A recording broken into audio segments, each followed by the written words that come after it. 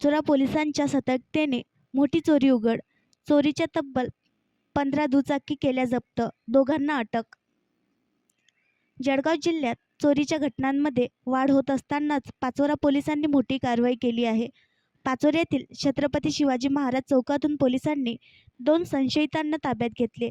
दरम्यान विविध पोलीस स्टेशनमध्ये दाखल असलेल्या गुन्ह्यात त्यांनी एकूण 15 मोटारसायकल चोरी केल्याचे संशयित आरोपींकडून उघडकीस आले आहे. यावरून त्या आरोपींना अटक करण्यात आल्याची माहिती जळगाव जिल्हा पोलीस अधीक्षक डॉ. महेश्वर रेड्डी यांनी दिली. जळगाव जिल्ह्यात दुचाकी चोरीच्या घटनांमध्ये वाढ होत असल्याने याबाबतचे गुन्हे उघडकीस आणण्याचे आदेश SP महेश्वर रेड्डी यांनी दिले होते.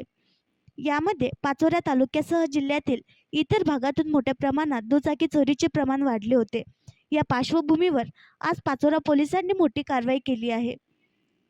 पाचोरा उपविभागीय पोलीस अधिकारी धनंजय येरुडे यांच्या सूचनेनुसार पोलीस ठाण्याचे पोलीस निरीक्षक अशोक पवार यांना पाचोरा शहरात दुचाकी चोर फिरत असल्याची माहिती मिळाली.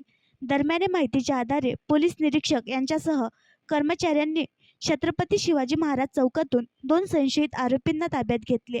त्यानंतर संशयित आरोपी विशाल पांडुरंग पाटील वय 26 वर्ष राहणार गजानन नगर पाचोरा आणि रवींद्र बाबूराव पाटील वय 29 वर्ष राहणार गोंडगाव तालुका भटगाव या दोघांना चोरीची दुचाकी क्रमांक MH19 DE 1810 सह पाचोरा पोलिसांनी अटक करण्यात आली. पाचोरा पोलिसात दोघेही संशयितांवर प्रथमच गुन्हा दाखल झाले असून या आरोपींबाबत अधिक तपास केला असता मोठी माहिती उघड झाली. या संशयितांनी यापूर्वी चोरीच्या मोटारसायकली आणून सुरक्षित लपवून ठेवण्यास दिल्याने त्या लपवून ठेवलेल्या एकूण 3,90,000 रुपये किमतीच्या 15 मोटारसायकली सदर आरोपींनी तपासात काढून दिल्या आहेत. त्या मोटारसायकली जप्त करण्यात आल्या असून आणखी एका व्यक्तीचे नाव यामध्ये निष्पन्न झाले आहे. दरम्यान त्याला अटक करण्याची कारवाई सुरू असल्याचे डॉ. रेड्डी यांनी सांगितले.